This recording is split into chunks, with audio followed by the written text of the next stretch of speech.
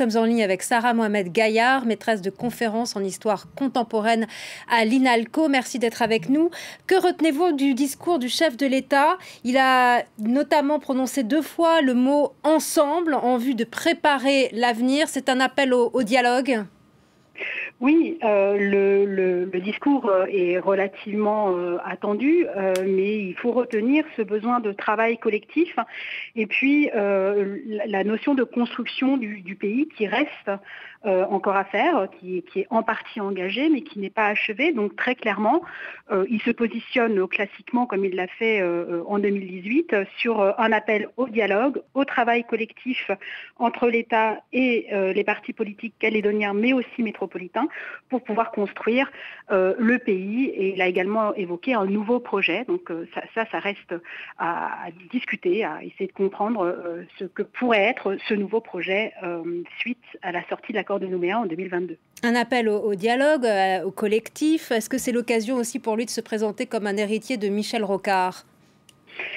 De toute façon, l'État, depuis 30 ans, se positionne quand même dans la voie tracée par Michel Rocard. Il n'y a pas vraiment d'autres possibilités pour sortir calmement de la situation calédonienne. On voit bien que seul le dialogue peut fonctionner, puisque le résultat des urnes, une fois encore, montre bien qu'il y a une forte mobilisation, mais que chacun reste quand même sur son positionnement et qu'il y a des positions tranchées et que le vote ne résoudra pas.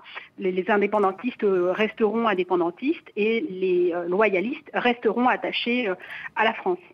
Alors justement, certains loyalistes en tout cas, affirment que le chef de l'État les a abandonnés ces 2 dernières années, ce qui explique cet écart qui s'est largement resserré par rapport au précédent référendum, 2 fois moins important, je crois.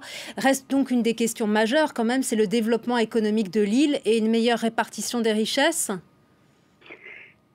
Oui, alors je ne sais pas si on peut réellement dire que le chef de l'État a abandonné la Nouvelle-Calédonie durant 2 ans, mais ce qui est certain, c'est que les partis politiques locaux ne se sont pas sentis accompagnés ces dernières semaines par le gouvernement. Il n'y a pas eu de contact a priori direct avec Jean Castex. Donc il y a quand même une difficulté de dialogue là avec l'État qu'il faudra évidemment résoudre.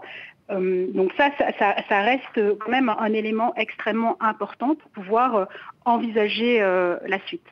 L'île, on sait, elle est dépendante des subventions de l'État, des subventions publiques, près d'1,3 milliard d'euros par an. Pourra-t-elle s'en passer? Et d'après vous, quelles sont les alternatives possibles? Alors, la Nouvelle-Calédonie a quand même la chance d'avoir du nickel, d'avoir une ressource propre. Certes, cette ressource, elle n'est pas fiable puisque les cours fluctuent, mais évidemment, une Nouvelle-Calédonie indépendante devrait nécessairement trouver d'autres fonds. On peut tout à fait imaginer que des fonds pourraient continuer à arriver de Paris, puisque l'indépendance ne signifierait pas nécessairement la rupture des liens entre la France et la Nouvelle-Calédonie. Ce n'est pas a priori ce projet que porte la majorité des indépendantistes. Mais très clairement, la question de la viabilité économique de l'indépendance se pose, des accords avec d'autres pays, que ce soit l'Australie, la Chine, la Corée du Sud, pour le nickel, et puis le maintien possible de liens avec la France, notamment pour le positionnement des forces armées françaises dans le Pacifique, et qui pourrait là aussi se négocier financièrement, mais il y a également les questions de législation, de sécurité intérieure, etc. Donc tout ça reste vraiment des éléments de discussion qui doivent être menés et qui de toute façon seront menés auraient été menés plutôt si la Nouvelle-Calédonie s'était prononcée pour l'indépendance aujourd'hui. Elle ne serait pas devenue subitement indépendante demain sans lien avec l'État. L'indépendance aurait été, le oui à l'indépendance aurait été suivi de plusieurs mois de discussion justement pour construire le pays de façon sur le plan économique, constitutionnel, etc.